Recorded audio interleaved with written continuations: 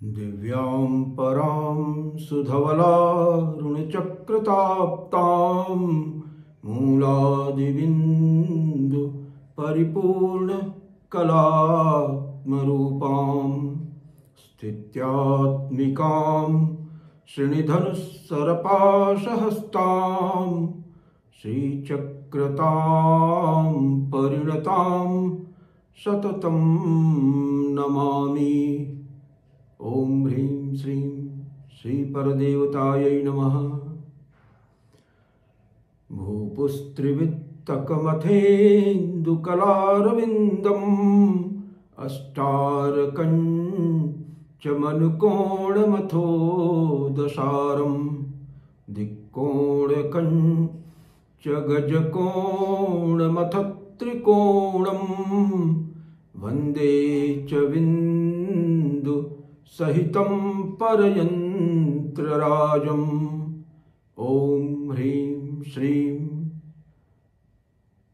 श्री परयंत्रराजाय नमः। So friends, आज वासंतिक नवरात्रि का द्वितीय दिवस है और हमारी जो सनातन मान्यता है उसके हिसाब से इस वासंतिक नवरात्रि के प्रथम दिवस पर ही ब्रह्मा जी ने सृष्टि की रचना का कार्य किया था। तो इस नव सृजन की वेला में, शक्ति के जागरण की वेला में आप सभी सनातनी बंधुओं को बहुत बहुत शुभकामनाएं, बहुत बहुत बधाइयाँ। और ये समय बड़ा ही अपहीवल का है, तो ऐसे समय में भगवती का सानिध्य ही इन तमाम झंझावातों से आपको सुरक्षित रख सकता है। तो इस शक्ति आराधना के पावन पर्व पर आप सभी लोगों से मेरी हार्दिक इच्छा है कि आप सभी लोग यथासंभव शक्ति की आराधना में सन्नद्ध हों और भगवती के कृपा के भाजन बने। यही एकमात्र ऐसा अस्त्र है जो हमें तमाम झंझावातों में स्टेबल रखेगा और हमारे जीवन को के पथ को प्रशस्त करेगा और कंटक रहित करेगा। तो ये तो रही एक बात। अभी हमने आज प्रारंभ में उन 2 श्लोकों का गायन किया, पाठन किया, जो कि हमारे श्री चक्र निरूपणम के प्रथम और द्वितीय श्लोक हैं। इनकी चर्चा कई बार आ चुकी है, लेकिन ये श्लोक अपने आप में इतने प्रगल्भ हैं कि इनके ऊपर जितना कुछ भी कहा जाएगा, लेकिन इसके अंदर निहित जो भाव है उनको ये कहना कि संपूर्णता में हम व्यक्त कर दिए हैं तो वो संभव नहीं है। तो इस आराधना के पर्व पर हम एक बार फिर आपकी दृष्टि पहले इन श्लोकों की तरफ ले जाएंगे और फिर उसके बाद वहीं से अपनी यात्रा को आगे बढ़ाते हुए देखते हैं कि कहाँ तक पहुँचते हैं। तो दिव्याम पराम सुधवलारुण चक्रताप्ताम, ये जो पराशक्ति है, दिव्य शक्ति है, जो परावस्था में रहने वाली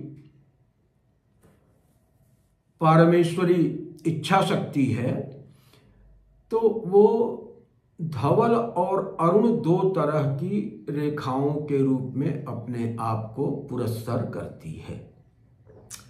ये धवल और अरुण क्या है, इसको थोड़ा सा समझ लेना जरूरी है, क्योंकि शक्ति की कई अवस्थाएं हैं। अपने मोस्ट प्रिस्टीन फॉर्म में ये जो कॉस्मिक पोटेंसी है, ये अनमैनिफेस्ट स्टेट में रहती है। ओंकार को अगर ब्रह्म का वाचक कहा जाए तो ह्रींकार जो है वो ब्रह्म की अंतर्निहित शक्ति का वाचक है।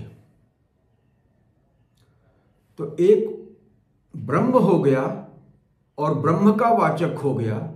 दूसरी चीज हो गई ब्रह्म की अंतर्निहित शक्ति। उस अंतर्निहित शक्ति का वाचक क्या हो गया? ह्रींकार हो गया। और ये शक्ति चूंकि मोस्ट प्रिस्टीन फॉर्म में अव्यक्त अवस्था में रहती है, और जब एको हम बहुश्याम का भाव जागृत होता है तो सृष्टि के प्रयोजन से यह जो अव्यक्त शक्ति है वह सर्वप्रथम व्यक्त शक्ति के रूप में उपलब्ध होती है। तो ये जो अव्यक्त शक्ति है उसको ह्रींकारी कहा गया, और जो व्यक्त शक्ति है वो कलात्म रूप है, उसको श्रींकारी कहते हैं। तो मूल में 3 वर्ण हमको प्राप्त होते हैं। ये मंत्राक्षर है, मूल मंत्र के अक्षर हैं, ओम, ह्रीम और श्रीम। माने परब्रह्म की जो अव्यक्त शक्ति थी उसको व्यक्त रूप तक आने में ये 3 स्टेजेज इन्वॉल्व होती है, ओम, ह्रीम और श्रीम। अव्यक्त को व्यक्त के स्तर तक लाना ही साधना का प्रयोजन है, क्योंकि अव्यक्त में तो सब कुछ है, लेकिन इससे काम होता नहीं। भौतिक जगत में तो उसको व्यक्त रूप में आना पड़ेगा, तब न कोई प्रयोजन सिद्ध होगा।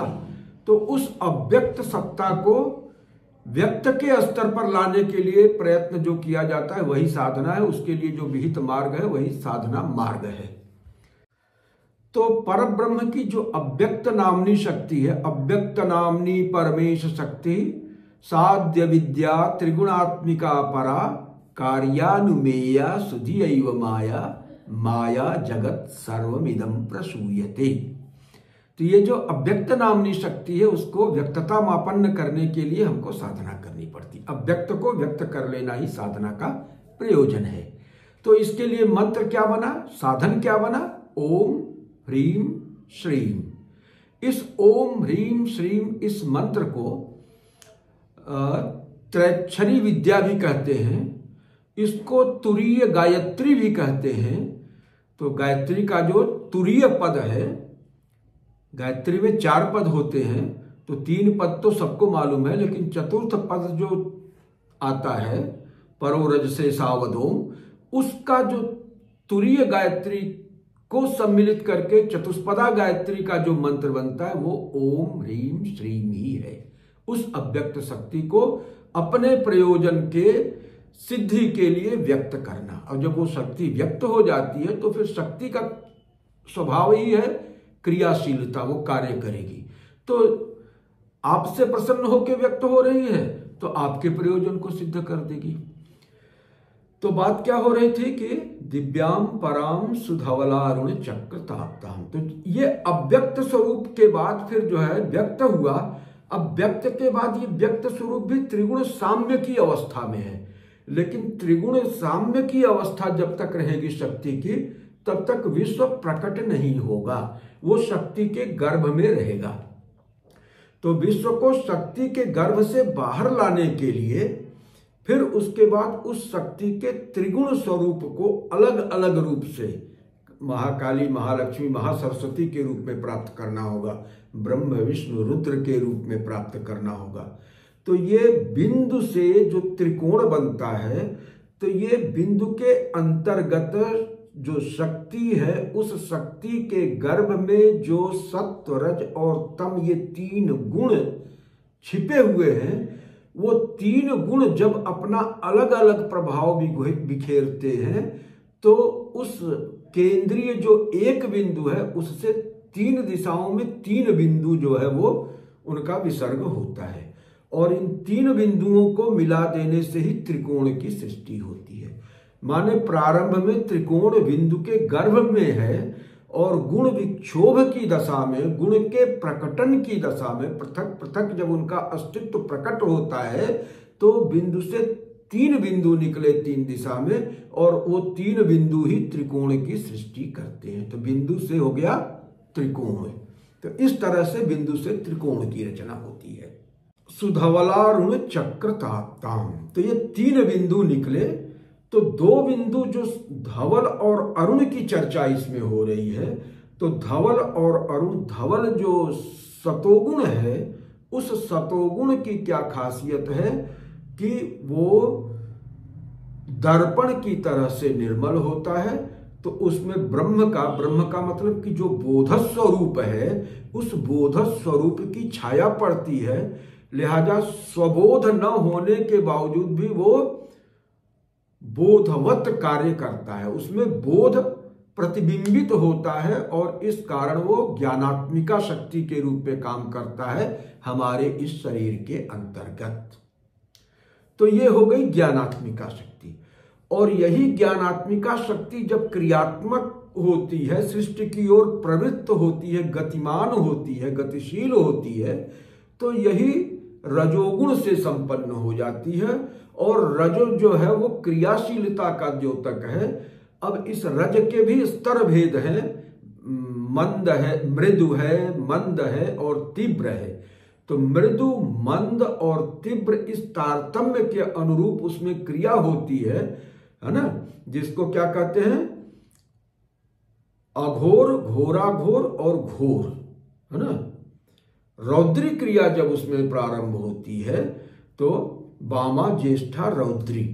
वामा में उसके अंतर्गत रहता है, गर्भ में रहता है। ज्येष्ठा में वो जो है वो उसका पालन पोषण विकास होता है। रौद्री क्रिया का जब प्रभाव होता है तो वही शक्ति के गर्भ से उछल के विश्व जो है वो बाहर आ जाता है।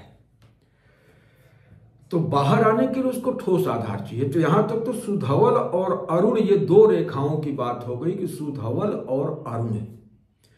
तो भगवती से के शरीर से ये जो सत्य और रज, ये दो किरणें निकल रही हैं, तो उन्होंने वो जो परमेश्वरी इच्छा शक्ति है उस इच्छा को अपने अंदर आत्मसात कर लिया है। और उस आत्मसात करने के बाद उसको क्रियात्मक रूप देने के लिए रजोगुण का सहारा लिया। तो रजोगुण के प्रभाव से, उसमें सतोगुण के प्रभाव से अंतःकरण और ज्ञानेंद्रियों की रचना हो गई। और रजोगुण वाली जो रेखा, दूसरी रेखा है सुधवल और अरुण। तो जो अरुण रेखा आई उसमें जो है प्राण और ज्ञानेंद्रियों की रचना हो गई उससे। तो अब ये भगवती के साथ ये दो रेखा का जो मंडल हो गया, माने एक में अंतःकरण और ज्ञानेंद्रियां हो गई, दूसरे में जो है वो प्राण और कर्मेंद्रियां हो गई। तो इसी को बताने के लिए वहां पे बताया गया कि सुधवलारुण चक्र ताप्ताम। भगवत गीता में कहा ना कि ममैवांशो जीवलोके जीवभूतः सनातनः मनः षष्ठ इंद्रियाणि प्रकृति स्थानी कर्षति। तो प्रकृति के साथ जब उस बोध स्वरूप पुरुष का संपर्क होता है तो प्रकृति के अंतर्गत जो सत्व और रज, ये दो गुण है, उसमें उसकी छाया जब प्रतिफलित होती है तो वो ज्ञानेंद्रियों, कर्मेंद्रियों, प्राण और अंतःकरण के रूप में क्रियाशील हो जाता है। तो प्रकृति स्थानी कर्षति। और शरीरम यदवाप्नोति यच्चाप्युत्क्रामति स्वरः गृहीत्वैतानि संजाति वायुर्गंध निवासयात्। तो जिस भी शरीर में जाता है तो ये परमेश्वरी शक्ति, ये सुधवल और अरुण दो रेखाओं के रूप में अंतःकरण और ज्ञानेंद्रिय तथा प्राण और कर्मेंद्रियों को लेके प्रविष्ट होती हैं। तो ये हो गई जो है वो सुधवल और अरुण रेखा। अब ये शरीर कैसे बनता है तो शरीर के बारे में चर्चा हम लोग अगले वीडियो में करेंगे।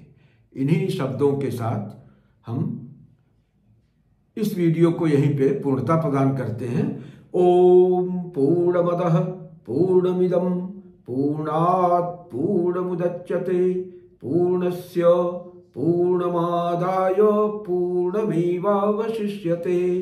ओम शांति शांति शांति।